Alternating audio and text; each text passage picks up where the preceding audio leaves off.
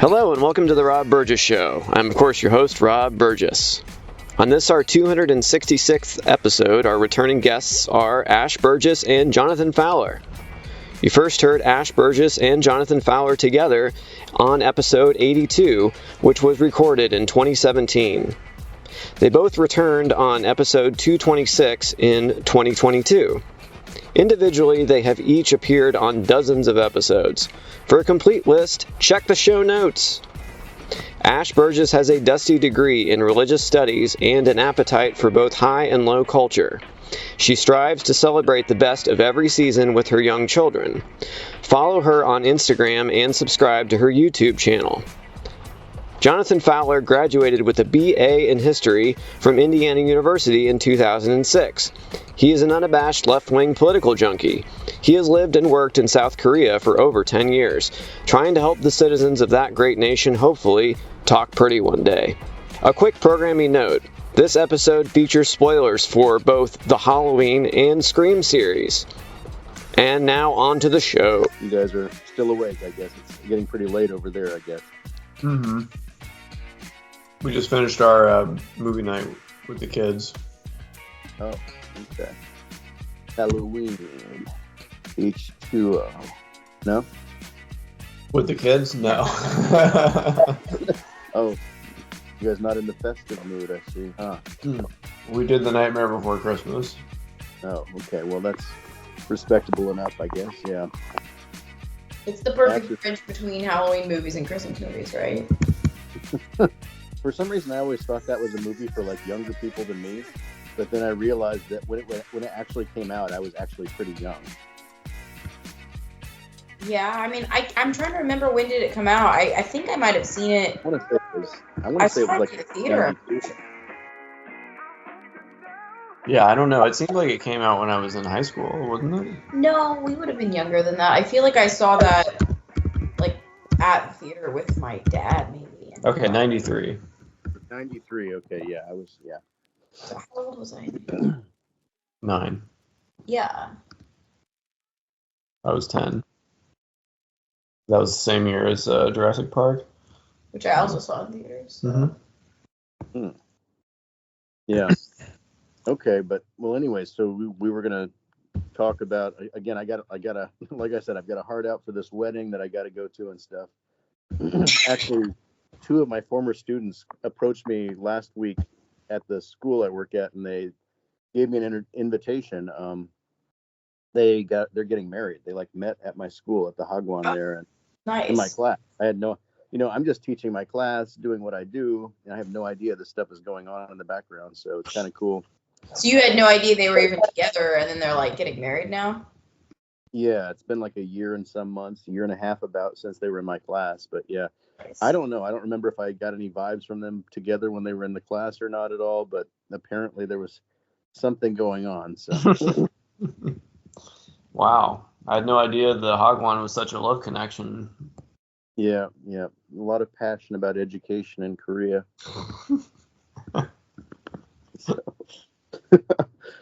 See, that this is the thing, like the horror story of Korea you always hear is, oh, the poor children and the poor people, they work so hard and they study so hard and it's all suffering all the time.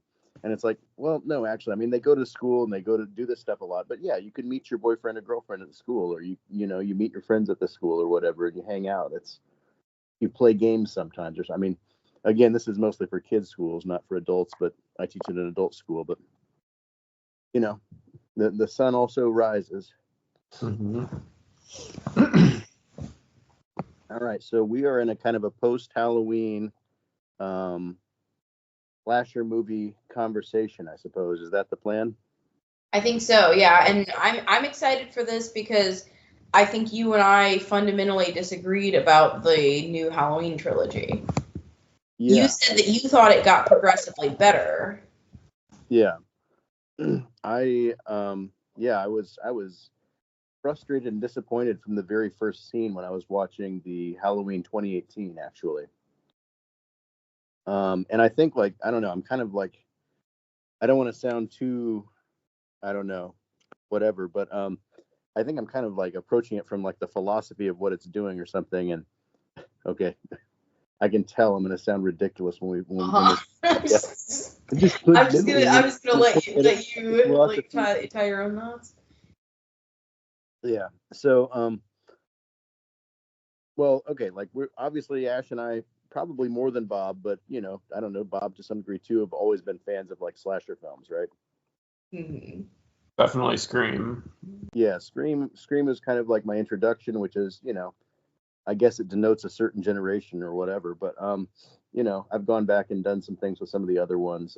Halloween, I recently also watched some movies that I've been dodging because there were so many sequels for so long, including the first Nightmare on Elm Street and the first what's the other one I'm thinking of? Are you thinking of like Jason? Yeah. Yeah. Nightmare on Elm Street and Jason. What was that? The camping in the 70s. Yeah. What about Freddy Krueger? That's Nightmare on Elm Street. Oh. Yeah. But with the new Halloween trilogy, I was initially thrown off balance because it acts as a direct sequel to the original Halloween movie, but disavows all of the other movies that came between the original and this new trilogy, even though many of those movies starred Jamie Lee Curtis. Yeah. I think it's very presumptuous of the directors to say, okay, here's the deal. We're going all the way back to the original, which everybody loves. And we're just going to, pick up from there. Isn't that what the Rob Zombie ones did, though? No, because the Rob Zombie ones are a complete reboot. Yep. But this is not a reboot because this acknowledges the original film and says that it's the real sequel to the original film. Wow. And that all of the, like, I don't know, Everything more than half a dozen films that were originally sequels were just garbage. Yeah, I have a lot of problems with that. Well, okay, let me just throw my theses out there, I suppose. I think in the 1970s, when this was made, there was very little popular understanding of deviant criminal psychology, right? And have you guys happened to be able to see the Mindhunter show, the two seasons of Mindhunter? No. I've seen a few episodes. Not really. The whole thing. You got to watch it. So this is dealing with the book. I forget the author's name, but he was one of the real pioneers of the FBI's methods for tracking and categorizing serial killers, basically. And the whole show it's like an amazing show, and it's ridiculous that that David Fincher didn't want to continue for season 3, and there's some talk about the budget cuts or whatever. But the point is, like, in the 1970s, that was what was going on in the FBI. But obviously, that may have not been what was going on in the popular culture. And so, if you made a movie about what was essentially a serial killer, you get into all this, I don't know, kind of goofy anti-intellectualism where psychologists don't know what's going on with him. He was a child who just killed somebody, and he killed his sister, and then he started stalking serial killers after escaping, and he never said a word. And even the psychologist said he was just pure evil. They looked into his eyes, and they just knew. And he never said a word about what he did. It's a very, like, kind of anti-psychological. It's like it totally eschews psychology, basically. And I think, like, Halloween could be a lot scarier if they actually had a more realistic take. And the Rob Zombie movies got shit on a lot, rightly or wrongly. And I think Rob Zombie has some very weird impulses sometimes. But the thing is, Rob Zombie is basically the Quentin Tarantino of horror films. He's like the lowbrow Quentin Tarantino. He's doing all these references back to the 70s and stuff like that, and the kinds of movies that were being made back. Whatever the whatever the genre was. What was the one with the Robert Rodriguez and Planet Terror and that kind of stuff? Like, that's kind of like Rob Zombie's motif usually, I think, when he makes movies. But he actually, yeah, go ahead. But let me interject here on the topic of, since you brought up the motive or lack of motive of Mike Myers. So when I took film classes in my brief dalliance in being a film major, we did study the first Halloween movie as like one of our big things that we had to do. And the professors definitely were pushing the idea of it being like a sexually motivated crime in the sense of like Mike Myers, you know, he's got the knife, he's like voyeuristically watching his sister, she's like a teenager, she's getting ready to go out on a date. He like stabs her over and over with a very phallic kitchen knife. So I mean that's one take on it. I don't think that's wrong, but I don't think it's like a full explanation. But I feel like that's the like official like film studies like idea is that it's kind of like a sexual like the knife as the phallus type of situation. But anyway, though, as far as like how scary that is or isn't to have him have a motive or not have a motive, I'm torn because I agree with you that it doesn't really make sense that there's no like psychology behind why he's doing it, that it's just like, I mean, if you discount the whole like sexual aspect, that it's just kind of like he just silently just decides to stab because he's evil. But while I loved the Rob Zombie reboots, I thought that he took it too far in the other direction of, yeah, I think it's cool that he provides kind of a backstory explanation for who Mike Myers is and why he's like sad and murdery. But I think he takes the easy way out in doing like the cliche. Like, okay, even though I loved the use of the song Love Hurts in that, like, you know, when little Mike is like, although they made him be like 12 or 13 or something in that, when he's like, nobody will take him trick-or-treating and his mom can't because she has to like work at the strip club, and then like Love Hurts is playing and she's like dancing to it on the pole while he's like crying in front of his house. I loved the use of that song, but I also feel like it's like a pretty cheap explanation. Like it seems too obvious to be like, oh, I'm sad because my mom's a stripper, so now I will murder people. Yeah. It's been a decade since I've seen those movies, but I remember thinking they were better than, you know, most consensus now would seem to say. Like, okay, well, again, my thing is like, I think it's weird because they retconned everything for these movies since the first movie. Laurie Strode is no longer Michael Myers' sister, which was something that they had established, I think, in the second movie, right? Oh, I think she still is in this new. I think she always is. No, she in the new movies, she is not his sister. Oh, yes, she is. I double check that. I would double check that. I'll double check it, but I'm pretty sure she is. Because I mean, isn't the official story that in the original movie she's his sister, but she doesn't know that she's his sister because she was a baby when the original murders happened, and then she was adopted, and so she's unaware that she is his sister, just being raised in the town where the murders happened. But then when he originally breaks out of the asylum, he like comes to find her because he wants to kill her also, having already killed the older sister. I think we may need a fact check on that, but I'm pretty sure they retconned that. I think that might have been kind of, again, it's been a long time since I've seen some of the original Halloweens, but they couldn't possibly have eliminated that though, because that was like established in the original film. Bob, can we get a fact check on whether Laurie Strode is his actual sister in the new movies or not? She's definitely his actual sister. I'm 90% sure it was retconned, actually. I don't think they could possibly do that though, because they acknowledge the original film, and in the original film, the whole point is that he's come home to murder the surviving sister. I don't know. We'll have to see, but she's definitely his sister. But that aside, though, I think the thing I was really interested in is that you really liked these movies like progressively more, starting with, you know, new Halloween, then we go to Halloween Kills, and then Halloween Ends, whereas I really felt like the first one was a little frustrating. I agree with you. Like, it could have been better. Like, it felt like it was trying to be epic and, like, not achieving what it was trying to establish. Like, I remember there was a scene near the beginning where the podcaster, because of course it's a Yeah, podcast. we got to talk about the podcast.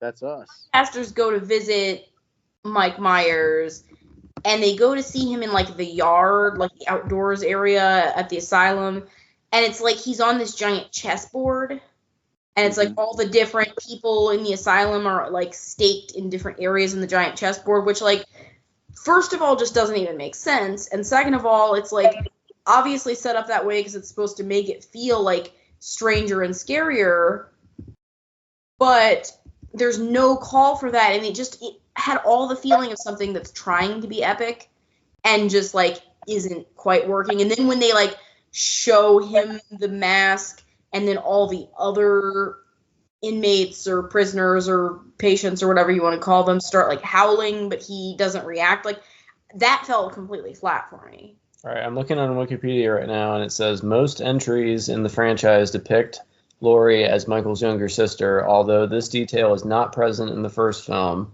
and was also disregarded by most entries, including the 2015 film and its 2 sequels. All right, so I was wrong. Being corrected. Although, why is he coming after her then? This is another problem I have with this.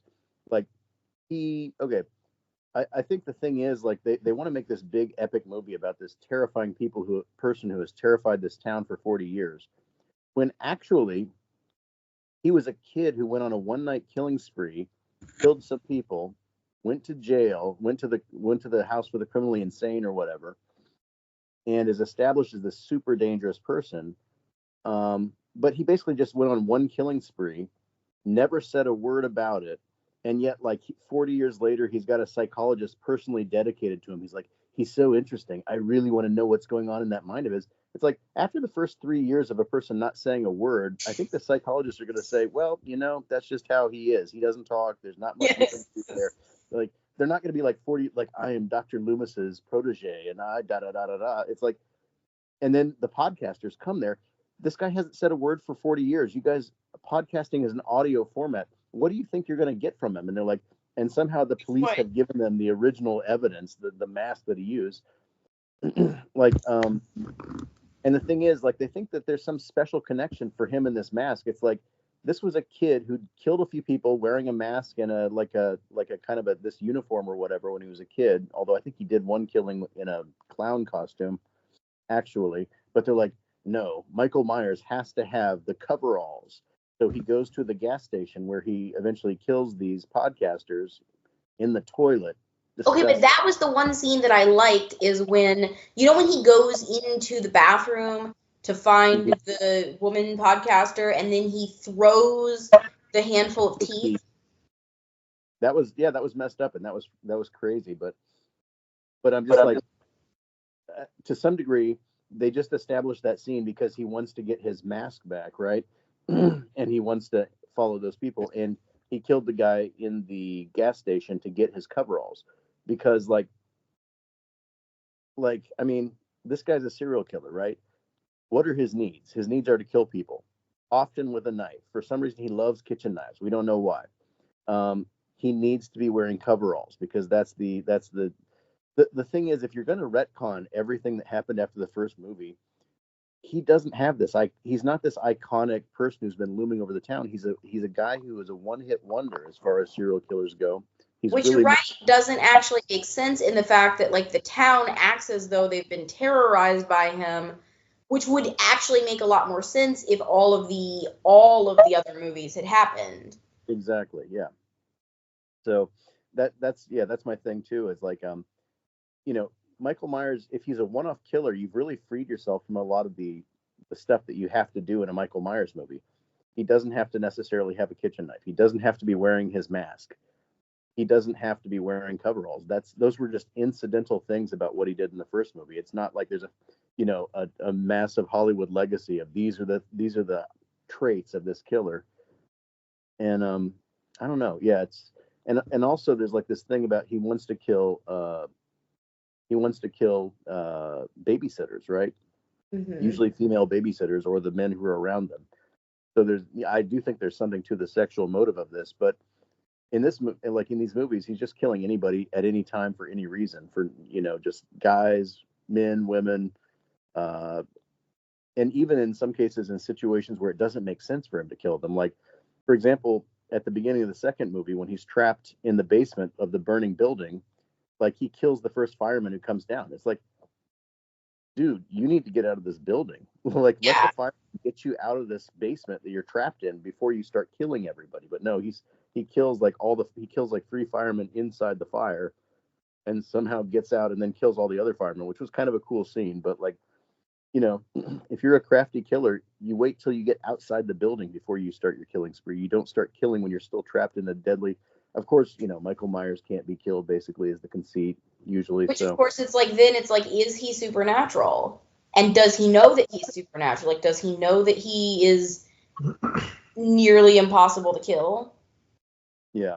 Because he seems to act as though he has no regard for his own personal safety in a way that implies, perhaps, that he knows he cannot be killed.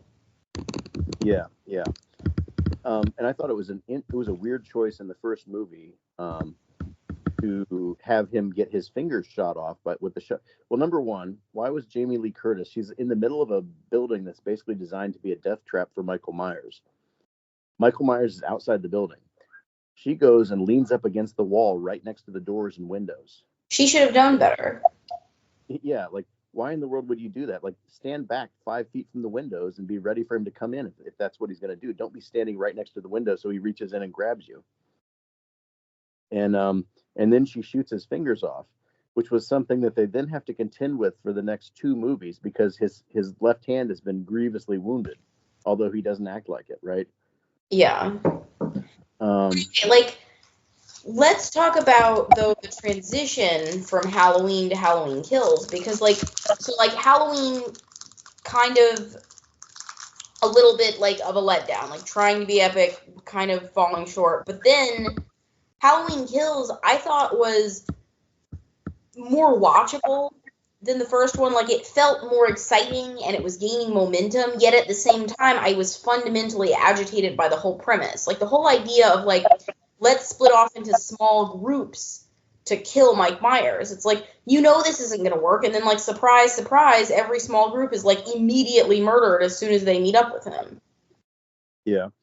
I want to back out a little bit and talk about themes, though. I think I thought, like, for me, I thought the first movie was uninteresting because it was very anti-intellectual and very like, there's no psychological explanation for this, and yet the psychologists are totally fascinated by this one killer who they couldn't possibly understand. And podcasters want to go and interview him, even though his big thing is he never says a word. And, you know, and they have this thing where these people are all annoying, right? The psychologists are annoying. And ultimately, like, one of them is kind of complicit. I mean, isn't that one guy the one that, like, frees him to try to get him to start killing again or something, right? Yeah. And actually, the thing was, he would have had no way of knowing where Laurie Strode's house was, except that the psychologist was bringing him directly to her house. Right. So he, in these movies, he had no connection to Laurie Strode, except that she had survived the original things, but he doesn't know, she's not his sister anymore, and he doesn't know where she lives. But the psychologist is like, oh, I think you and Laurie Strode, if you two meet each other again, then you will have to confront, and she will have to confront, and it'll be this epic showdown. It's like, but that also sort of doesn't make sense in that, like, if he doesn't know where she lives and she's not his sister, like, why has she spent her entire life preparing, like, she's built this entire trap house to try to, like, murder him when he comes, and she's so sure that he's coming for her, and it's, like, ruined her entire life. Yeah, it doesn't, you know. Again, I think they're benefiting in these. They're throwing away all the legacy of all the other movies, but this movie really doesn't make sense without the legacy of a lot of those movies. Like, there has to be more connection between these two people. So again, I thought the first movie was kind of like this anti-intellectual. The psychologist can't explain him. The podcasters are annoying and you know, just like not sensitive, and that makes them get killed and everything and all this stuff. And then and actually at the end of the movie, when a huge group of people is there to beat the hell out of him and kill him, basically, I was like, okay, this is actually smart. Like, yeah, you have a group of people. You don't take them on one-on-one. You just sit there and beat him. But then, of course, they do this thing where he goes into kill mode, and he just like kills them all one at a time. Well, I mean, I think that it could have worked if it was like an actual group of people, perhaps. But I think the problem is that then they split into small groups. It's like, hey, 5 of us are going to go in a car to like the unlit park, and then 3 of us are going to go look for him in the abandoned house, and like that's not going to work. Yeah. If you're going to the abandoned house, you at least have to like tell everybody else on the radio or something like, yeah, we're going to go check out the house. We think he's coming there. You don't like go there with 3 people alone to try to take him on. Although the group, when the group did finally catch up to him, and there were like 8 to 12 people there beating on him, and he was on the ground, and they had a gun and all this stuff, I was like, this is smart. This is actually like, this is the smartest way. This is more than a small group of people, and you have multiple weapons there. It's like, this should have worked if he wasn't supernatural at that point, basically. But like, was there a moment when they had him down when they should have maybe like cut his head off? Yes, they should always. Like, I feel like they're always just like, oh, he seems like he's down. He's been subdued. It's like, that he's going to get back up. Do something that he can't possibly come back from. Yeah. The knife is sticking out of his back. He's got to be finished. What are you talking about? Yeah. It's decapitation, something like that. It's always what they need to do. Well, the second movie, so what I thought the theme of the first movie was basically, I thought, kind of an anti-intellectual. This guy can't be explained by criminal science, okay? The second movie I thought was much more focused on survivors and victims, right? Which was, I thought, a very interesting thing that a lot of slasher movies don't do, because we have a lot of returning actors and kind of people who are almost post actors, people who had been acting in the original movie, right? Right. Were the real people who come back as like, we were survivors of this thing. And I mean, I did think it was exciting that the second movie picks up like exactly where the first movie leaves off, because it really just, at that point, it feels like it's really just a big movie, Yeah, I did think that was interesting too. I thought it was good in a way, because it's kind of like, after the first movie, okay, that's a Halloween movie. Now, how do you make another Halloween movie? Like 2 years later, No, the same night. This is continuing. That was interesting. Although, again, this guy has been shot, stabbed, had his hand mangled by a shotgun blast at point blank range. But at that point, we need to assume that he is, in fact, not just human. There is something beyond human about him. Well, this is where the movie becomes very uninteresting to me, because you have a supernatural killing force that can't be stopped, can't be killed, he can be momentarily stunned or slowed down with shotgun blasts and like stabbings and all this butchery. But like, you can never actually stop him. You can never actually kill him. He will never be down for good. Like, that's not interesting. That's like, you might as well be fighting Superman at that point. And what's the point, right? Sure. I mean, you need some way. You need to feel like there's some hope and there's some way that you could get the best of the killer. Otherwise, it's just like, okay, like, what new can happen if we know that they're ultimately going to come out on top?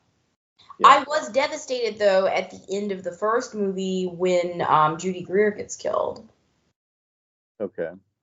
Just because, I mean, I like her as an actress, just, from Arrested Development and everything. Sure. So that was, like, kind of sad. But... Oh, she was the daughter, Laurie Strode's daughter, right? Exactly, yeah. Well, she died at the end of the second movie, didn't she? No, it was at the end of the first movie, I think. Or was it the end of the second movie?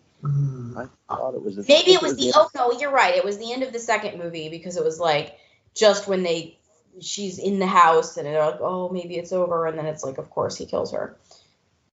Yeah.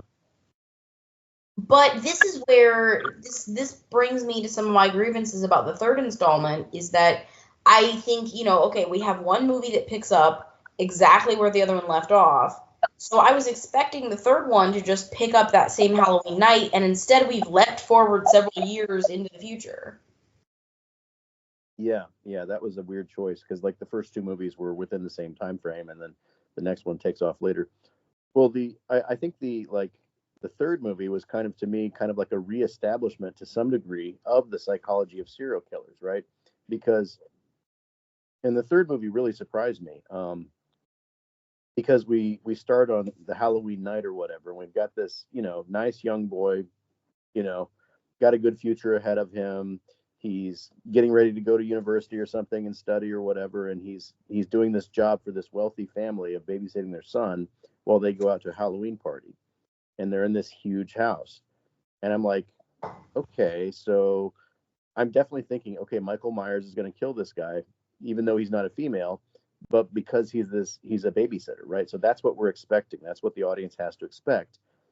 And then through this weird situation where the kid who's being a dick like traps this guy in the attic of his house, and he starts kicking the door to try to get out, and he ends up kicking the kid over the ledge of a like 6-story thing, and he falls to his death right in front of his mother and father when they walk in the door. I was like, whoa. But as like a parent, it's like, what kind of person has a 6-story like open stairwell in their home? Yeah, that was just a ticking time bomb. That was bound to happen eventually. You guys are the parenting experts. I know nothing about it, but I thought that was a really weird that was a very interesting subversion of what was expected. And I was like, okay, so wait a minute. So he killed the kid accidentally, but like maybe Michael Myers was kind of like in the house at the time, or maybe some other supernatural thing was going on. But no, then they continue the story, and I think you're wrong though, in the sense that like no, Michael Myers wasn't in the house, but they keep saying that like the evil of Mike Myers' actions has infected the town, and like wasn't the whole thing that the kid was taunting him and being to make him afraid that Mike Myers had come to get them? Yeah, so it's I feel like the Mike Myers story was a part of what led to the like accidental death. Yeah, well, I think in that town it's necessarily like a subtext of any time you're babysitting and something weird's going on. But then we follow that person's life, and it's not even like, oh, I killed that first person by accident, but now I'm kind of like I'm intrigued by killing. It was like his life has been derailed. He's not at college. He's working for his parents' junkyard in town. He's riding a bicycle or something. He's getting bullied by local teenagers and stuff, and all this stuff is happening, and it's like, okay, well, this guy's life has been ruined by this one chance event, and his personality has changed. Everything has changed about him, and he's in a really weird place. And I was like, okay, this is interesting. Like, and then when he starts killing again and stuff, and I was like, and then he has the encounter with Michael Myers, who grabs him and chokes him, and then looks in his eyes and sees the evil, and is like, oh, I can work with this guy. But this is where the whole thing derails for me, because like, first of all, the whole Mike Myers is like living in like the tunnels under the town. Like that's like a no for me.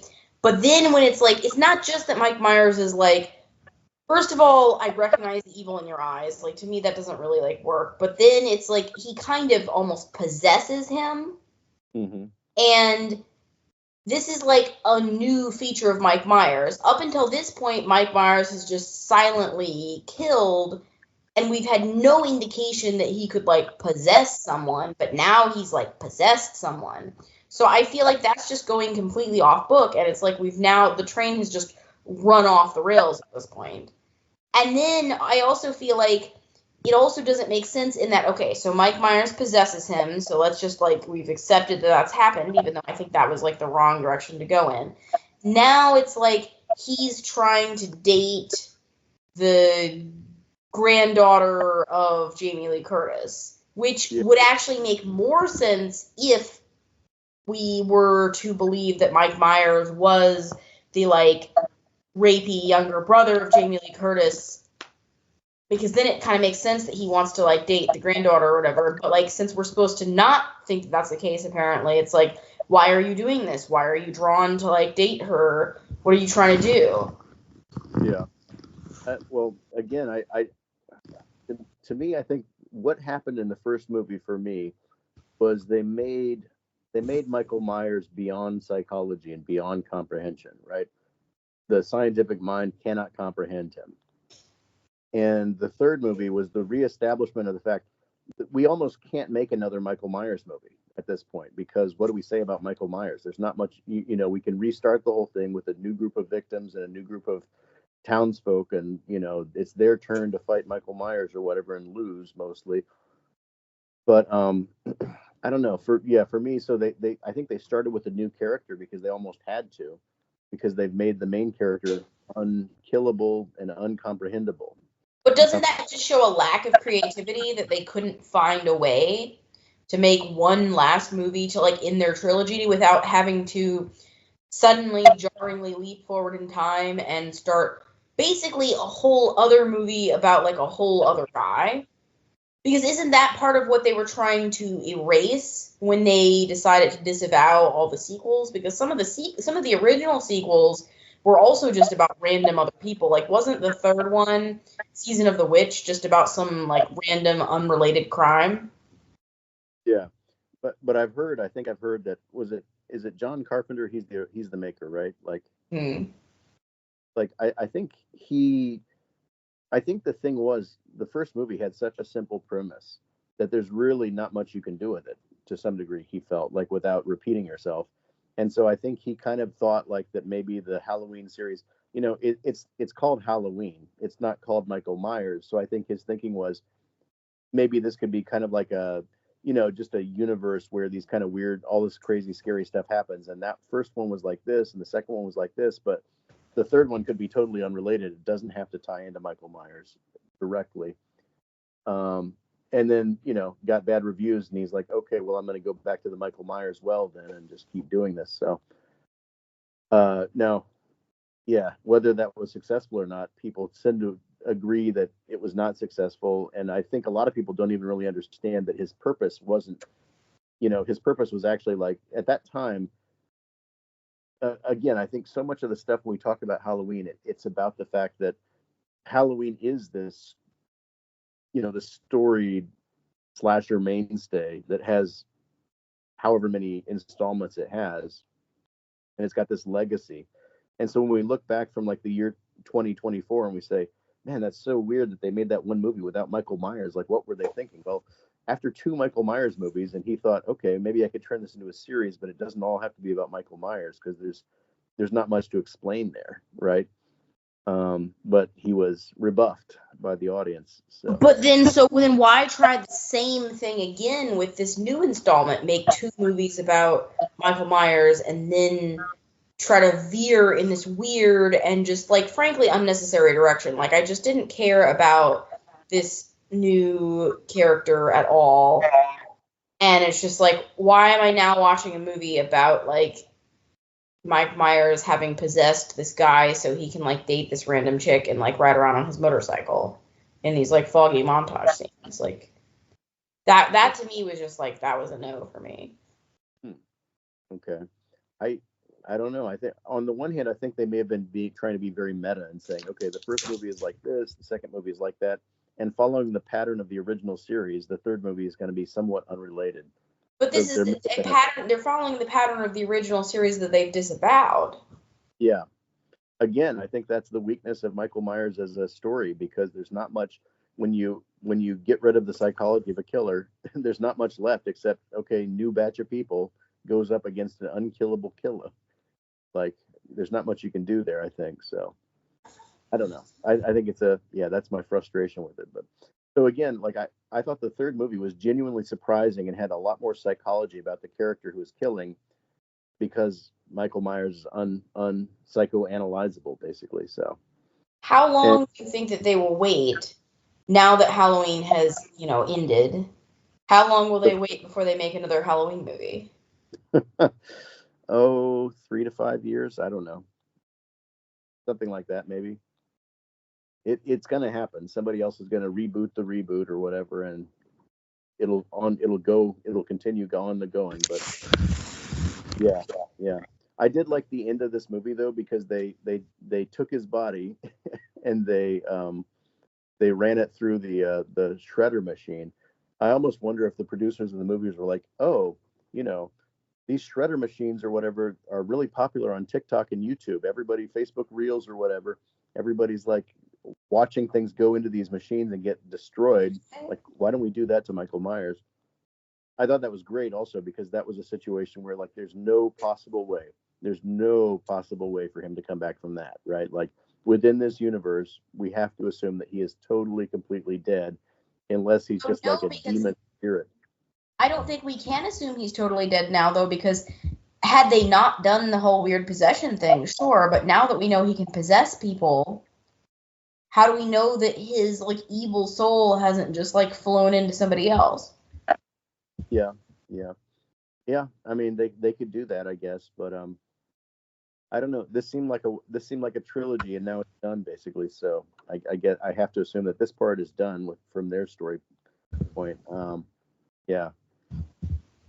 I don't know. Maybe Jamie Lee Curtis is truly not planning to come back. I mean, she is aging. Maybe she's done. I feel like she's really been down for whatever historically, though.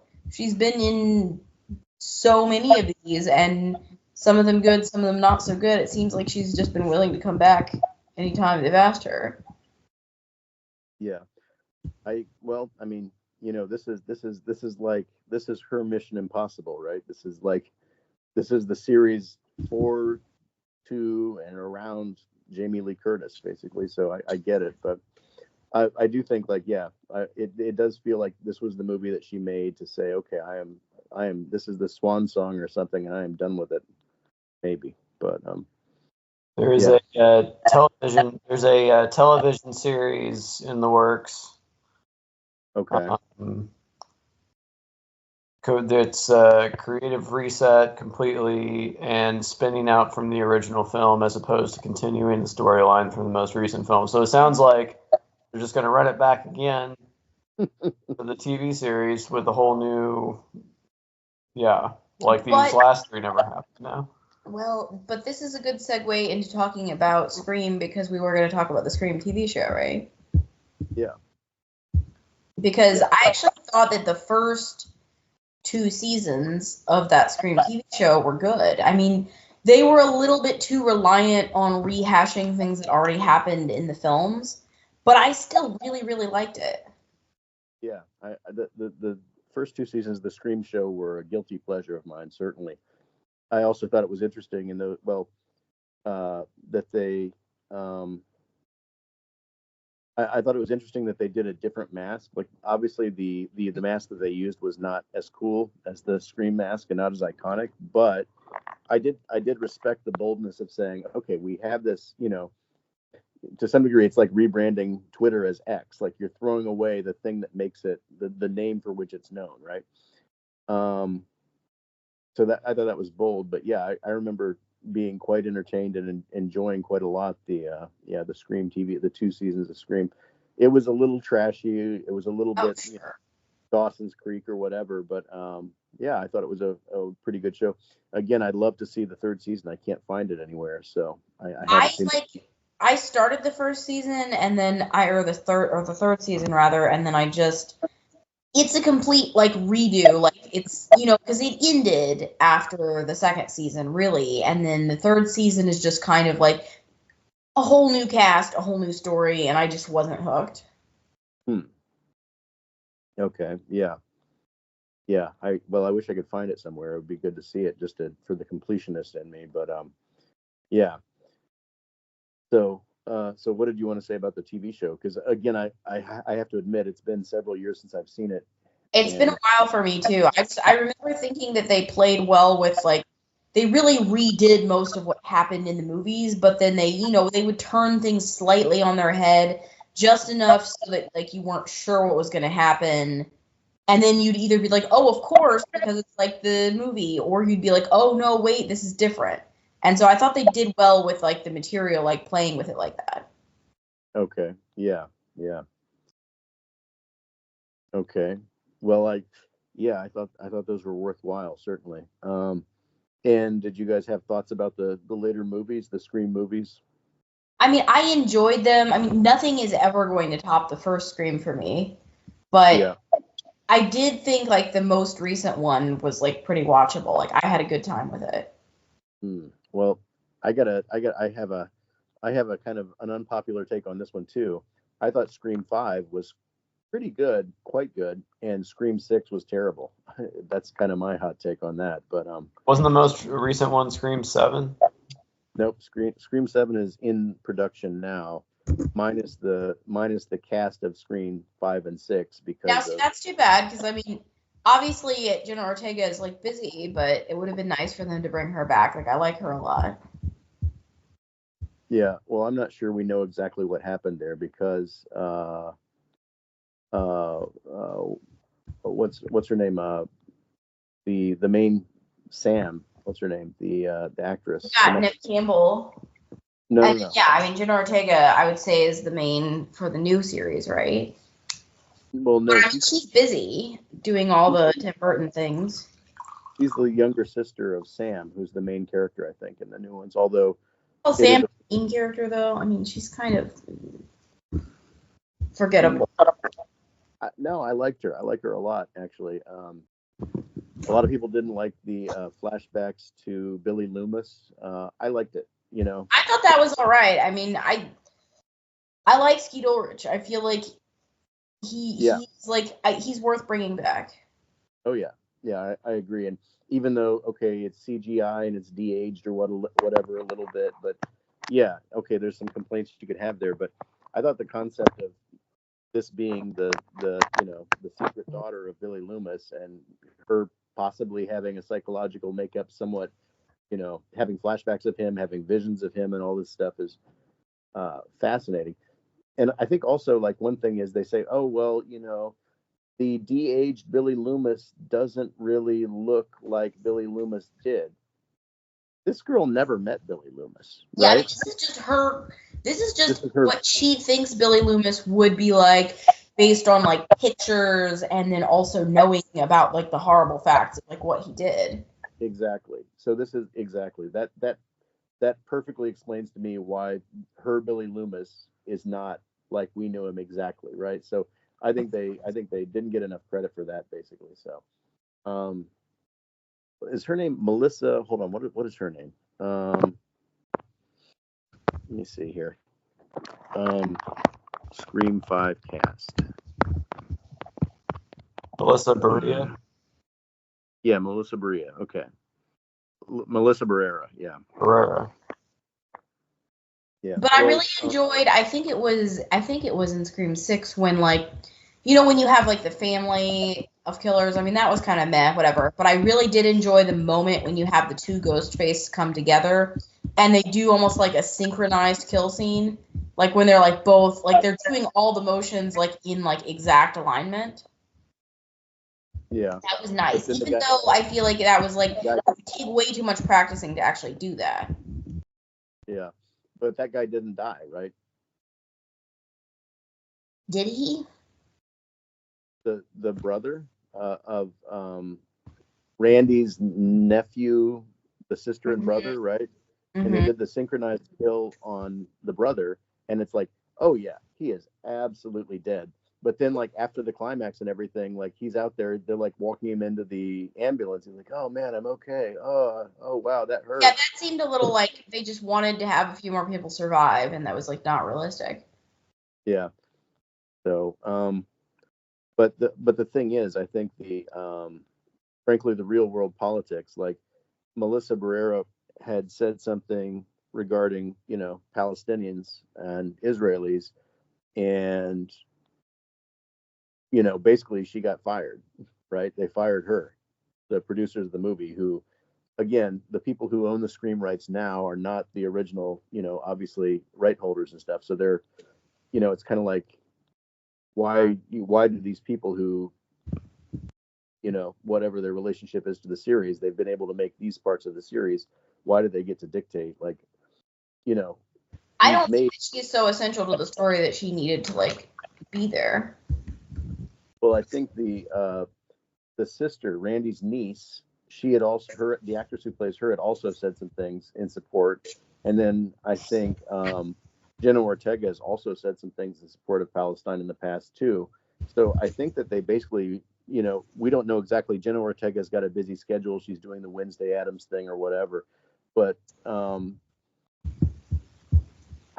don't think I can't remember another movie offhand where the biggest bankable star of the series, basically, who's a big, she's kind of like the Hollywood it girl these days, doesn't come back to her tentpole, one of her tentpole series, But do you not think that maybe they just weren't able to get her back because she's like gotten too big? She was out after they had fired her sister Sam, and at that point they had lost. And as we know, she seems to be sympathetic to Sam's political views. So whether or not I think it might be just an excuse to say, "Oh, I'm so busy right now." But I think she probably may have actually quit in solidarity. And at that point, they don't need Randy's brother and sister, the core four or whatever they were called. Like at that point, I think they just let them go too, or they may have quit too. But they've set up 2/3 of a trilogy, and they're abandoning it essentially over, like, over the fact that the producers of these movies, the current right-holding producers, strongly disagree politically with the things that one of their two lead actresses said. I mean, yeah, that's it's not ideal. It's a challenging situation. I just feel like there's too much money to be made. I mean, Jenna Ortega is so hot right now. I feel like they would have kept her even if they didn't like what she said. The other person, I feel like they felt like they could get rid of, but like I feel like they would have tried to keep her around unless she just like actually tried to quit, which is why I was like thinking maybe she's just like is actually too busy because I mean she's even too busy to be on Wednesday anymore, even though that's like the thing that got her famous. So yeah. Well, I don't think that precludes the fact that she may have quit in solidarity, because no, I'm not disagreeing that she may have quit in solidarity. I'm just saying that like I feel like even if they would have fired the other person, they wouldn't have fired her just because like that would be such a big mistake. Yeah. So like they're probably like sad that they can't get her back. Yeah. But the thing is, they've set up 2 movies out of 3 where the potentially deteriorating psychological makeup of her older sister is a core situation in this movie. Like, in the second movie, when she's killing those members of the family, she's loving it. She's enjoying it. She's like manifesting her dead father. You can't They just need to find a new relative of Billy Loomis to bring back, or let us not forget about Matthew Lillard. We could still like tap into that family lineage. I thought somebody in the new series was a relative of Matthew Lillard. Really? I think there was somebody who was a relative of him. I forget who. I think it might have been the guy who got killed by his car outside the bowling alley or whatever. I think that guy might have been a nephew or something. I could be misremembering this right now. Now, actual Matthew Lillard, I feel like, has now become the face of like randomly showing up in horror movies. Like, he was the like guy at the employment office / the actual murderer in that terrible Five Nights at Freddy's movie, right? Mm-hmm. I'm totally unaware of that, blissfully. Yeah, like I mean, just continue to not know. Yeah, but again, I think like you could start a new show, you could start a new series about another relative of Billy Loomis if you want to go back to that well again. But you have to acknowledge you are totally abandoning what you had been working on for 2 whole movies and what was clearly intended as a trilogy. But I mean, clearly just like that just tanked. So I mean, I guess they've got to pull something out for this last movie, right? What do you mean tanked? Well, I just mean like in the sense that like for whatever reasons, firing people leaving in solidarity, as we've mentioned, they now apparently can't do what they were planning. So I mean, they're going to have to come up with something else. Yeah, it's insane. I mean, it doesn't make business sense. It doesn't make narrative sense. It doesn't make sense as people who are legally and financially in charge of the direction of this series. I forget what it is, Lighthouse Media or Watchhouse Media. I forget what they're called exactly, but so they've shot themselves in the foot.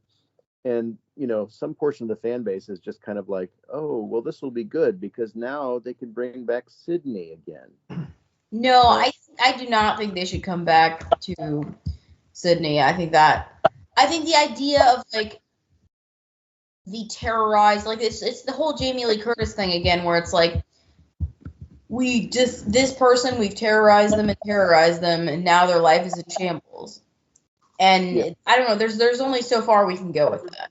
Nev Campbell can confirm she's coming back as Sydney for 7, and No. Kevin Williamson is going to be directing.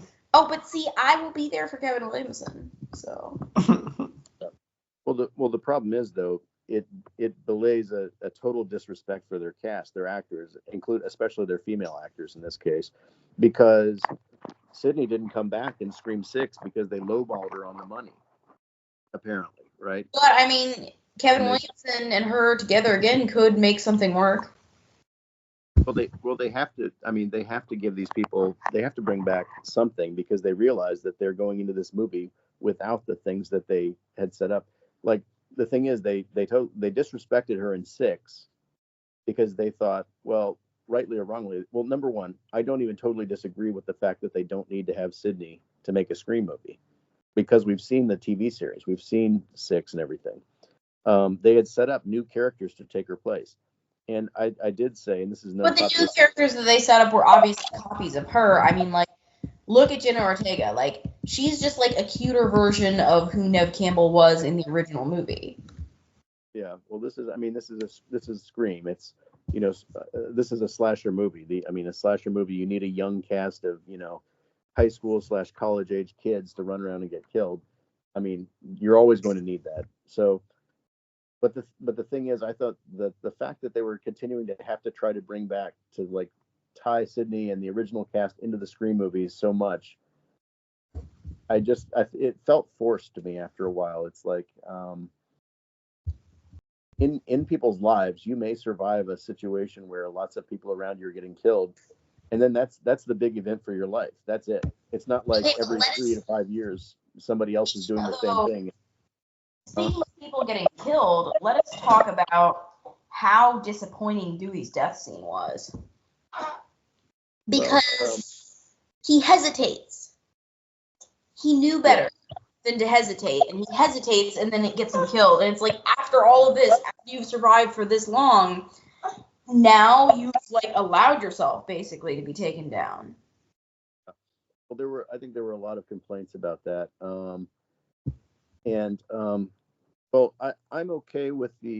I'm basically okay with the. Dewey was my favorite character back a long, long time ago. Him and his sister as well. I really liked her as well. She was super hot. But Rose McGowan, yeah. Yeah, Tatum. And I think they made a big mistake by killing her in the first movie. I don't think they knew what kind of, like, talent they had, or they would have, like, dialed that back. Like, that was a mistake. Yeah. But it's not that I'm saying they should have kept Dewey alive. I'm just saying they should have given him more dignity. Like, he should have died in a way that was inevitable, not because he made a stupid mistake. Okay. I'm going to slightly push back on that, just because I thought, if you rewatch 5, I think that they give the character of Dewey a level of gravitas in that movie and the build up to his death that he has never really enjoyed in this series. True. Like, he's kind of this washed up guy. He's a former cop, but he's still living in his hometown. He's living in a trailer. He watches his ex-girlfriend on TV living her great life and everything, and he's kind of drinking a lot. And next thing you know, these 2 young girls show up the 2 young girls and their boyfriend or whatever show up, and one of them is Billy Loomis's daughter, and they're saying, "Hey, we think the killers are back. What do we do?" And he dispenses some sage wisdom to them. I mean, like, and then, the conversation. I mean, as soon as we saw him getting that depth of story, we should have known that he would be dying soon. Yeah, I think the problem with, again, these kinds of things, like, the thing is, like, you people who own this property now, you have a duty. You have taken something that is so iconic and characters that are so iconic, and you've killed one of those characters because you're so committed to the story that you want to tell.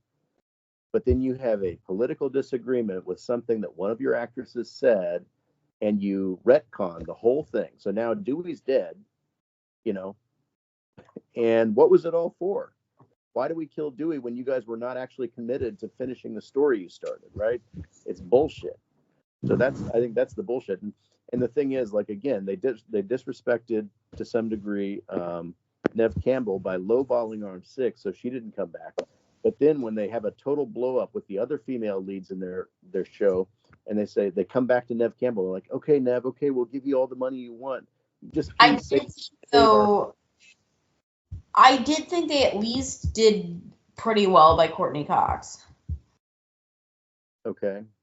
Like, she went out fighting. She's not dead, though, is she? I think that she ultimately, like, killed a few people and, like, did not die. Yeah. But, like, it was pretty close there. But, like, that was, like, a good scene, though. Like, that was, like, I think that, like, she got, like, a good treatment in that.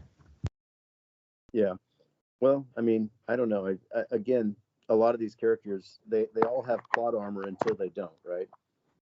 But, like, okay, here's the thing. If they are going to bring Nev Campbell back, which apparently they are, I don't want any more of her just kind of, like, sadly walking down the street talking to the people who are actually in danger, being like, oh, this is terrible. Oh, fellow survivors.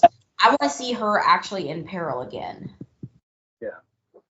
I think she will be. I think they're talking about bringing back her husband, who we haven't seen since Scream 3. We barely saw him also, but, like, I feel like, honestly, and I mean, like, this is super shallow, but I feel like to give her, like, a better hairstyle. I feel like that's been the hugest downfall of her in the whole series. Like, she was so cute in the first movie with, like, the ponytail and, like, the little strands of hair, which I think they were doing to try to make her look younger, obviously. But, like, since then, I feel like her hair has really been holding her back, honestly. Well, I mean, she's no Courtney Cox in Scream 3, so there is that. Few are. It's a small club. So, but yeah, I guess I'm kind of looking at this more from a kind of a meta outside the movies perspective as well as inside the movies. But, like, just the fact that they disrespected Nev Campbell, and then they came crawling back to Nev Campbell, who was only too happy to help them after they'd already screwed her over. But, like, what else is she even doing right now? Yeah, okay, but I don't know. I mean, what if she had said, no, fuck you, figure it out with your current actresses, and if you bring them back instead of firing them, then maybe I'll consider coming back for Scream 7. But I'm not gonna. But, like, she probably, she has bills to pay. She probably has, like, a large-size jacuzzi to, like, heat at her house and, like, various expenses. Can you really fault her for coming back? What's that saying? Hell has no, or like there's, what is the hottest place in hell is reserved for women who don't support other women or something.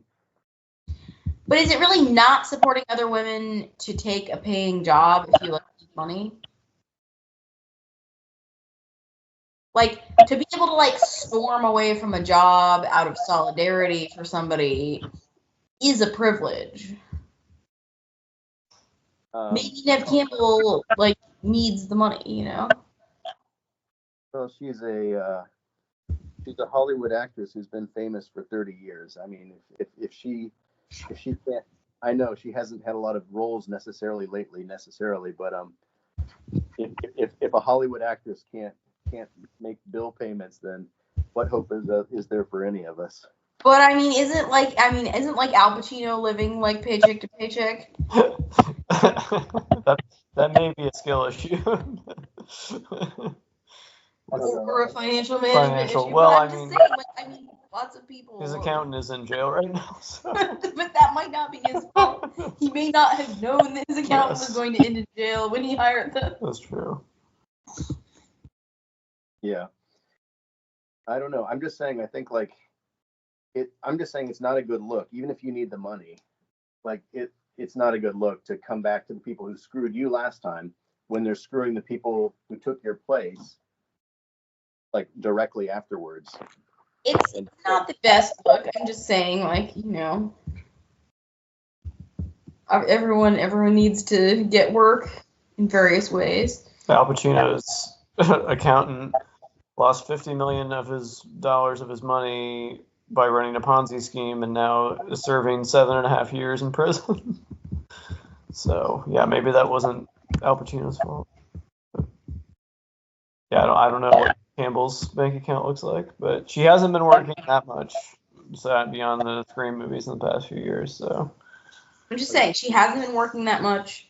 She probably has like a nice house and like a mortgage and like cars and like probably like some kids in private school and like they're probably like about to go to college or something. Like, oh sure. Poor her. I'm just saying, like, she could have her reasons. What she needs financing of another film. Well, but the thing is also, like, I think, like, I mean, I think she could have a better, she could be in a better position, I think, if she actually, like, demonstrated a care for the legacy of this movie, right? Like, she could say, oh my God, you guys are fucking up Scream. You're abandoning what you've established in 2 movies. This is not how we bring back Scream. This is like, we can bring back Scream, but we can bring it back stronger by finishing what we started. And I want to be a part of that. And here's how. But I think just coming back and screwing over the new cast for money, there's a portion of people who are going to be boycotting Scream 7 on principle. And But how do you say that she's screwing over the new cast just because she is willing to be in it? It's not like if she wasn't going to be in it, they would have somehow like still hired the other people that they're not hiring, They would have just found somebody else. I disagree. I think the only reason that they can stick by their boneheaded decision to fire some of the new cast is because they can fall back on the legacy characters who they know are going to be a draw, and people were disappointed we're not coming back. If she doesn't come back, if she says, no, fuck you, figure out your own thing and give me the money that I deserve, and then I'll come back. Like, I mean, I understand. I think you overestimate how much people care about Billy Loomis's daughter. Like, yes, I thought that storyline was interesting, but like, I don't care about that actress at all. I couldn't pick her out in like a face lineup. I think she had brown hair, but like, that's not gonna like take me very far. Like, Jenna Ortega, yes, bring her back, but like that other person, like honestly, I think is completely replaceable. I think she's big in Mexico. I think she's actually a big Mexican actress. She was on some telenovela. Okay, but like, what about the rest of the world? Well, I think it's not about she's a star, so they have to do right by her. I think it's the fact that this is the story that they were dedicated to telling, and they're not doing that. So I think they can pivot. I also think like she happened to be right about what she said about Israel-Palestine. Sure, I mean, you care more because you align with her politically, which, I mean, I agree with you, but I don't think that necessarily means that the story can't go on without her. Like, she's probably, like, a decent person as, like, a human being, but, like, story-wise, I feel like they could totally recover from her absence. Like, like I said, I couldn't pick her in a face lineup, and, like, that's no offense to her, I just didn't find her to be, like, incredibly compelling. No. I thought, like, in the movie, the thing is, Jenna Ortega is a bigger draw for name value, recognition. I like Jenna Ortega a lot. I think she's doing a lot of good things as an actress and stuff, as a young actress and stuff. But as far as story of Scream 5 and 6, I thought Sam, her sister, was much more interesting. Sure, I mean, the sister was more interesting. I'm just saying the actress who played, like, the character is more interesting. The actress who played the character was much less interesting. I don't know. I think she had very dark eyes and very kind of like dark, soulful eyes. And there was definitely something, creepy and a little bit, dark triad adjacent going on with her character. I thought she did a good job. I thought so. It's not that I'm saying she did a bad job. I'm just saying, like, I think she did a very serviceable job. I just don't think that she has, like, she just doesn't have that special quality that really makes someone pop. And I mean, I feel bad. Like, hopefully she's not listening to this podcast. But I doubt she is. I'll be contacting her management as soon as we finish Maybe recording. sending her the raw recordings. I'm just going to send a warning letter being like, look, you Don't- might hear some things on this episode that you're not going to like, okay? No, I mean, the thing is, like, anyone who's made it that far as an actress, like, I'm sure, like, in person, I would think she's, like, very charismatic and, like, stunning. She's, like, obviously, like, good at what she does and, like, very beautiful and, like, talented. Just, to me, she just didn't pop off the screen, like, in this role in this case. I don't know. I think she's done a good job. Yeah, Bob, have you seen all the screams and everything? Oh, yeah. Yeah. But 3 and 4 were very bad. I thought 1 and 2, 1's obviously the best, and 2's a worthy sequel. Yeah, 3 and 4 did not really care for that much. Yeah.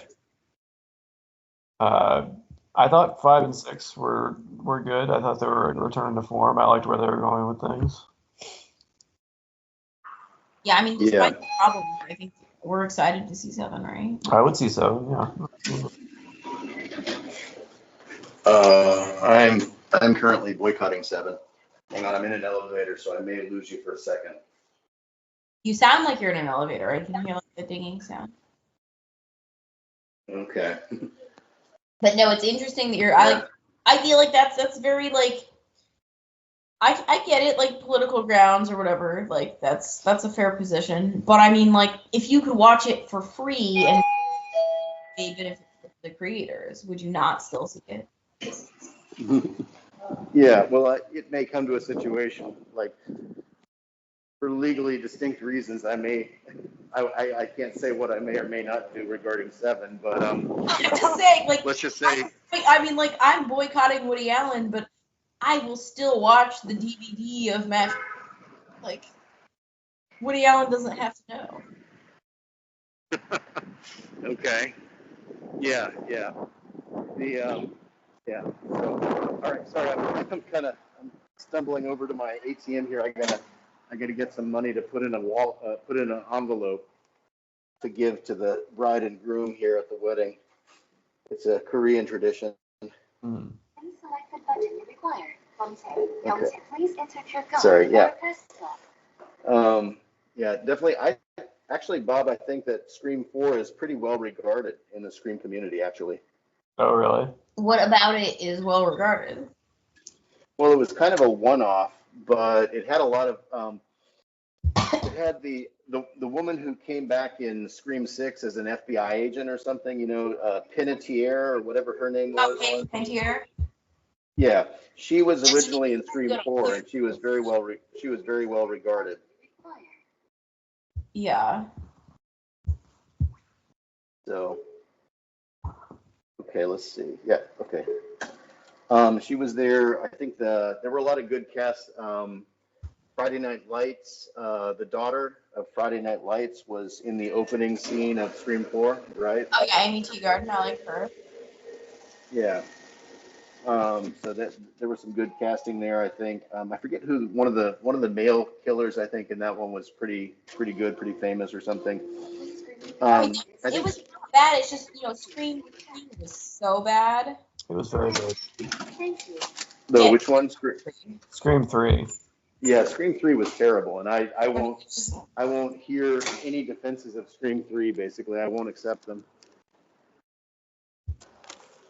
I mean, I remember even when I first watched Scream 3, in the first scene, they killed Cotton Weary, and I actually had really liked Cotton's character, and I thought there was more to do with him, but they just killed him in the first scene. Like, how could you kill him off? Like, that's such a missed opportunity, right?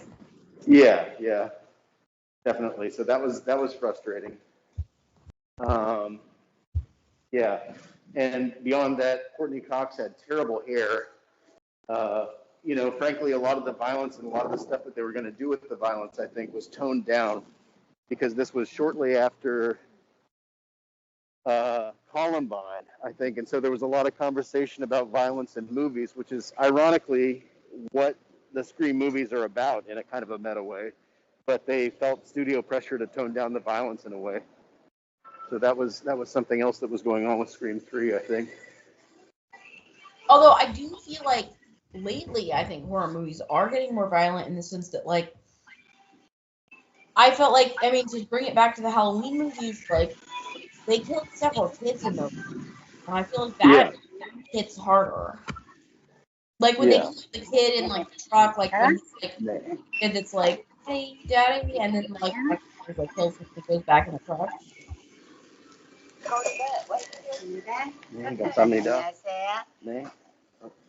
Sorry guys, I'm buying some wedding envelopes to put the wedding money in. Okay, I'm coming outside now. Yeah. All right. I'm out. Yeah, I will say I was surprised in the Halloween, the 2018 Halloween also, when they killed the kid. The dad and the son were in the truck or whatever, and the kid gets out. Exactly what I'm talking about. He's like looking for the dad, and then he gets back in, and then Mike Myers kills him. Like that felt like that was like pretty raw. Like that's like shit. Like okay, like you're just like trying harder to like startle us. Yeah, but also again, I think it like this idea that Michael Myers can kill anybody. Like again, there's the thing about Michael Myers is like a sexually motivated, perhaps serial killer. Well, he's killing men and women. And now he's killing a young child that he absolutely doesn't have to kill. Like, what's the point? If you're Michael Myers, why kill him? Yeah, like it's at that point, it's just kind of like Michael Myers loves to kill. He loves to kill whoever comes across his path. He kills anybody. Yeah, he doesn't have a victimology. Doesn't have a victim type at all. That is much less interesting. Yeah. So, okay, what time have I got? Okay, let's see. I tell you what, guys, I was going to take the subway, but I think I'm leaving here in time enough that I can basically walk it to this wedding. So I'm just going to do that. I'm going to be above ground the whole way, so we can continue. Yeah. Okay. So, well, Ash, what was we may need to put this at the beginning of the podcast instead of the end, but like, what was your introduction to slasher movies and or the Scream franchise? I mean, I know for you, Scream. So I mean, and that was the first. That was like the first, not just the first slasher movie, but probably really the first real horror movie I'd ever seen. Which honestly, I think twisted me forever in the sense that Scream is so much better than the movies that like. Obviously, all of these movies, like Halloween and Friday the 13th, and like all of these movies, like contributed to what made Scream, but it's so much better than them.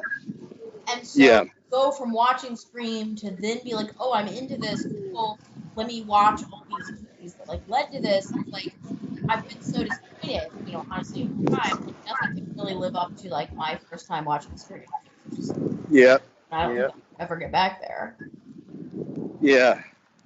I actually had started with Scream 2. I think I was down in North Carolina staying at my grandparents' house, and Scream 2 was on TV, and I happened to watch it and thought it was really cool.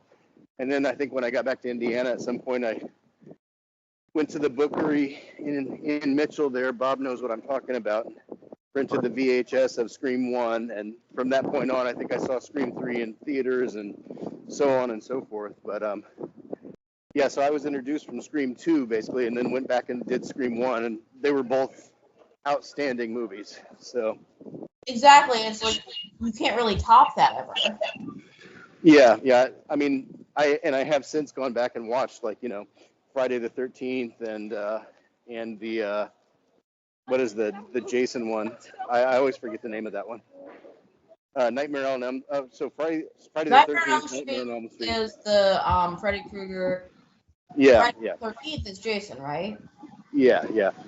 And I watched the Freddy versus Jason, and then there's Jason in space. Yeah. Again, of course, the inevitable slasher excess and crossover mania.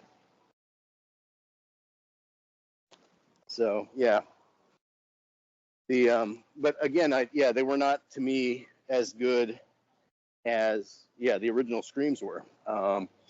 And I mean, not having ever watched a slasher movie before Scream, I went into it watching it almost like it was a detective film. Like when I was watching it, I was like on the edge of my seat, trying to figure out like who is the killer. You know, like I kind of thought it was like something where you could like figure it out. And before the Yeah. Yeah. But yeah, that was interesting. I think for the original Scream movies, I think it's become kind of annoying though. I think it's become kind of a, again, these movies are so formulaic. One of my initial major frustrations with Scream 6 was we have, you guys remember the beginning of Scream 6, a beautiful young professor or whatever is going on a date, right? Mhm. And after the date with this guy, she gets attacked in an alleyway and gets killed. But the thing is, the killer takes off his mask. We see his face. And then after the kill, we follow him back to his house. I was like, oh, wow. Oh, okay. They're not even hiding the killer. This is interesting. They're doing something different. They're breaking the formula. I don't know what's going on now. But, of course, they revert to formula, and he's not the real killer. Somebody kills him after they've killed his roommate, who was his partner in crime. I'm just like, okay, we're just doing another bullshit Scream thing here. Yeah, no, I So, did think that was cool when they like followed him back to his house. So yeah, I was like, this is going to be a radically different movie, but it wasn't. And I think again that compares well. That's where I compared to Halloween Ends, the final one in the current trilogy, where when they had that initial scene where you expect Michael Myers to kill this male babysitter, but it turns out the male babysitter accidentally kills the kid he's in charge of, and then he becomes the killer. This is kind of more what I was expecting from Scream 6, and that's why I think I liked Halloween Ends in a way that a lot of people didn't, and I was disappointed with Halloween 6, or Scream 6. but like here's what I think we need to do. Like everyone is so like fixated almost to the point of like fetish on like the whole like idea of like unmasking flash. Like the masked killer, now we will unmask the killer and like what will happen? Oh, unmasking the killer, we can see their real face. Oh no, Yeah. shit. Like why don't we make a movie where it's just like a maskless killer, just kind of like raw dogging it like, through the film, just like killing without a mask. Yeah. Yeah, I think like I think the problem with these movies is they're so formulaic and everybody's addicted to the formula. And frankly, even the people who are making the movies are scared to buck the formula, right? Because some portion of the fans are going to be up in arms and, oh, this isn't a real Scream movie. This isn't a real Halloween movie. But it's like, you got to innovate or die. I also think over the past decade or so, the advent of the true crime boom, I think people are in a true crime story, you know who the killer is from the beginning, but it's still fascinating to follow the story, right? To figure out what's going on. I'm surprised a slasher movie hasn't gone more in that way. Yeah, that's a good point.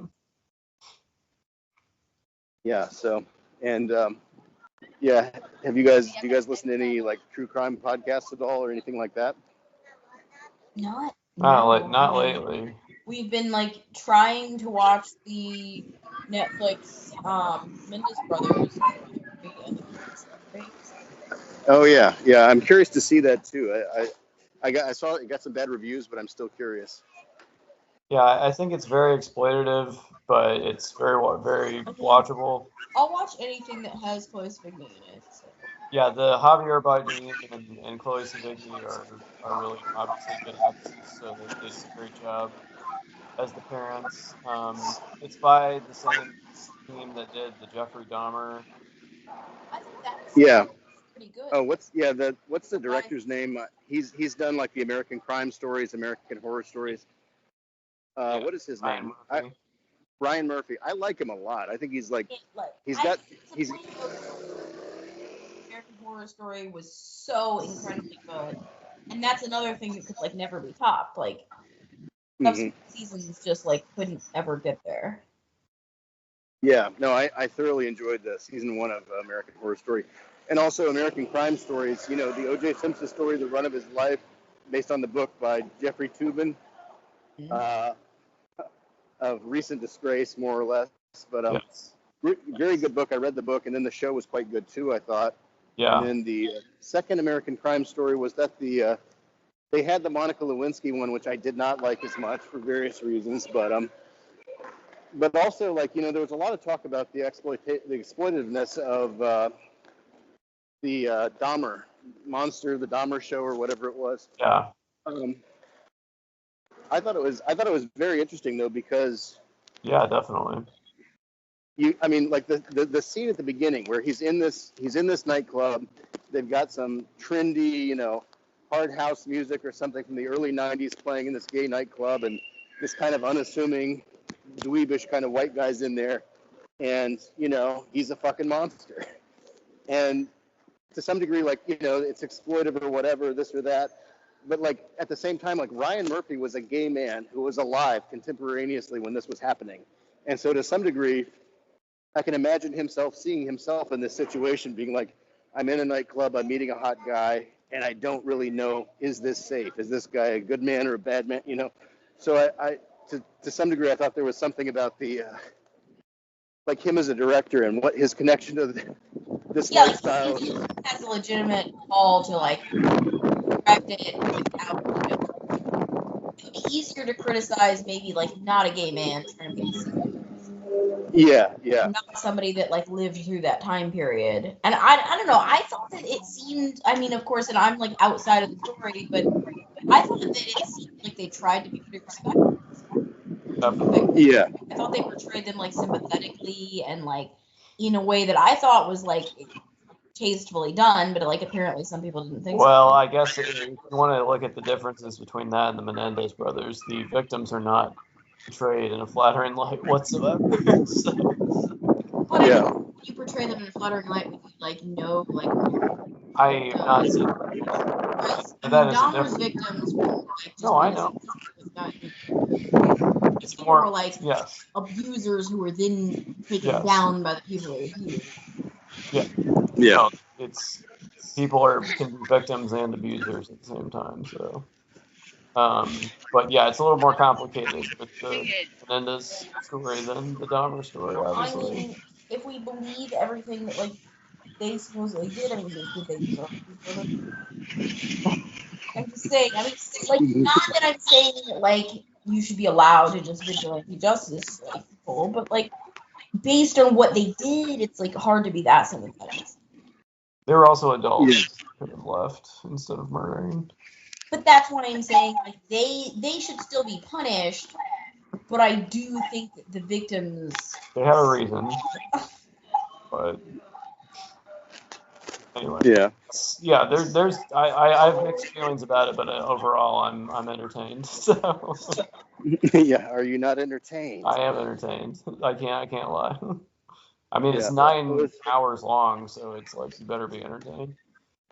Yeah, I think. Well, I mean, this is one of the inherent problematic aspects of true crime, is that to some degree the victims' families and survivors are never going to be satisfied. Probably, like for the most part, generally as a rule, like you're telling one of the worst stories, literally the worst story that ever happened to them, for entertainment to some degree, education, entertainment. The prurient interests of morose and macabre group of audience or something. I mean, it's always going to be like that. But this is like exactly like why, like, yes, like the victims, it's always going to be a problem. It's never going to be like, no one's ever going to be satisfied. I mean, this is one true crime podcast I would strongly recommend you both listen to is called True Crime Bullshit. Have you guys heard of this one? No. Okay, it's about the Israel Keys. Are you familiar with him? No. Okay, this is a very bizarre and shocking and like amazing case that took place mostly in the early 2000s, probably late 90s up until 2012 when he was caught. But this guy he was kind of an off the grid, growing up in a Christian racist Christian cult, basically, living off the grid with his family, and began killing people and kind of became estranged from his family at a certain point and stuff. And what he would do though is he would travel around the United States. He would fly into a town, get a rental car, drive 8 to 10 hours away, murder somebody with a pre-buried kill kit that he had already positioned in that area, burn down a house or rob a bank in the area, jump back in his car, drive back to the airport, and fly out at a different airport or something. And so he was really hard to catch. Yeah, no, I'm surprised they caught him. That seems like well thought out. Well, you know, as with most serial killers, he got a little too close to home and got a little sloppy towards the end. So, but yeah, it's an amazing story though, and it's really some of the best true crime podcasting I've ever heard, basically. So, yeah, it's quite good. Yeah, again, and it's kind of weird too because, like, for example, like he began in the Pacific Northwest around the I forget the name of the peninsula, the Nia Bay or something in Washington State, I believe, around Oregon. And you know, I had lived for 2 years in parts of Oregon, in the Hood River, Oregon, right? So this is kind of an area that I had lived in. And then he was also like in Texas at times. His family was down there sometimes, and then he was in upstate New York, where his family had land there. And there's credible suspicion that he may have been the one who took Lauren Spear from Bloomington, Indiana. Are you guys familiar with that case? Oh yeah, definitely. There's very credible belief that he was on a road trip, and the hours on his driving from his car that time, he drove from like Chicago to New York, but it seems like he may have gone off his main path in Indiana for a day or two when she disappeared, and it's very credible that he may have disposed of the body in Lake Monroe or something. So, and ultimately he was up in Alaska. He was in Anchorage, Alaska when he was finally caught. Although he wasn't caught in Alaska, he was caught down in Texas for a murder he did in Alaska. But he was using the victim's credit card all over the place. That's like after all that planning, you know? Yeah, he was. I mean, the thing is, like, the meticulousness of all the crazy shit that he had done up to that point. It's you know, it's very clear that he was kind of like, you know, it was going to his head. He thought he was never going to get caught, or I don't know. He was spiraling in some way. But the story and the way it's told is it's an incredible podcast. And until this podcast, it was a much lesser known story. And again, just for me, it's very interesting because there's just so much geographical overlap with the places that I've lived. I've lived in the Pacific Northwest. I've lived in Alaska. We had the thing in Bloomington, Indiana there. So it's just like there's so much overlap with places that I've been. And so that's fascinating for me too. And, you know, this guy's upbringing, like his mom is just this kind of like this cult shopper who just shops from racist Christian cult to racist Christian cult. You know, they're neo-Nazi adjacent and all this stuff. And he eventually kind of rebels against this view. And I think one of his girlfriends or wives or baby moms was, I want to say she was a Native American woman or a black woman or something. And then, so he has kind of totally rebelled against his parents' religious and racial. He becomes an uber, you know, kind of edgelord atheist or whatever, flirting with Satan worship and all this stuff. But it doesn't really stick. But it's like, you know, the story is just so fascinating in so many ways. Like what's going on with this guy, just, you know, what he was doing. He was in the military briefly. He was stationed overseas for a couple of years. He was in Turkey and Israel, I think. He's traveled to Canada, Mexico, and Belize, I believe, also. And there's suggestions that there may have been victims abroad, but they were never able to find that. And ultimately, he committed suicide in his jail cell before they could get information out of him. So we don't actually know how many victims there were. They've confirmed about 3 to 4 victims, but they think it's more like 12 to 20 or something. Oh. Yeah. So anyways, True Crime Bullshit. It's an absolutely great podcast. One of the best true crime podcasts I've ever heard.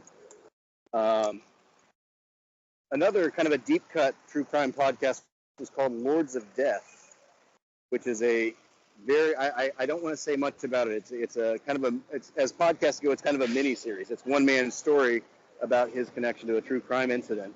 And I won't say any more than that to not spoil it, but it's a very good show as well, I think.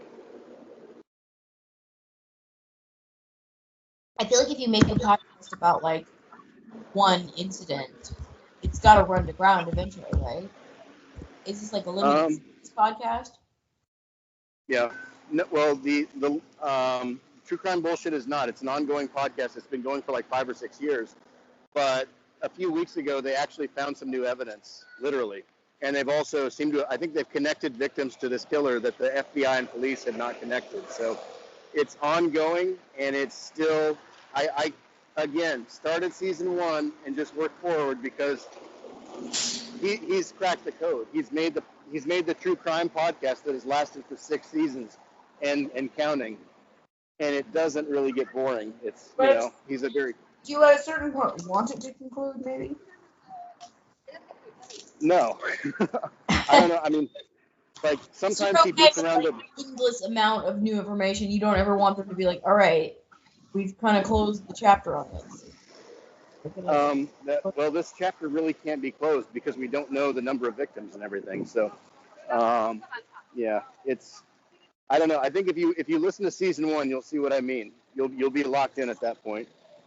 He tried to, in his second season, he tried to do one season about this killer. He tried to do another season about another killer, but he gave up basically because he made the season about the other killer who was what was her name? I forget what her name was. She was killing in Indiana, I think. I think she did some stuff in northern Indiana, but that season was not as well received. There were 2 seasons about her. And eventually he spun that off into a kind of a standalone separate thing. And he just made the Israel Keys situation the main focus of his primary podcast. Israel Keys is a great name, though. So, all right. Well, guys, I've arrived at my destination where I'm supposed to meet 2 people to go to this wedding. So I got to hop off here and everything. But have a good one. Yeah. I hope the sound quality has been reasonable, even though I've been kind of walking. There may be some wind blowing or something, so I hope the sound quality comes out okay. It's fine. You got all your banking information been stored away, all the numbers, Yeah, absolutely. passcodes and everything. Yeah. All right. Well, hopefully we can, get this out for the podcast. Yeah. I also got a Pico 4 virtual reality headset secondhand yesterday. So I got that set up, and I've been wrestling trying to get it, compatible with my computer and games inside it and everything. But, yep, the Chaw is, entering a dystopian cyberpunk future where I'm jacking in, tuning out, and taking the red pill, as it were. Just eating the steak like, what's his name, Joey Pantone? Yeah. Yeah, I don't even, if this isn't real, I don't even want to know. Or whatever he said. Yeah. But anyways, guys, well, good talking to you. I wish we had a little more time to, really dig down on this stuff and everything. And I don't know, maybe sometime if I'm back again, we'll have to do another horror movie, true crime episode or something. But yeah. Oh, yeah. Lots of hot takes about Screaming Halloween. All right. Well, have a good wedding, Chad. Thanks for doing this. Bye. Yep. All right. Yeah. Good to talk to you both. Good to talk to you, Ash. It's been too long here. Oh, yeah. All right. I'll talk to you later, man. All right. Yep. Bye-bye,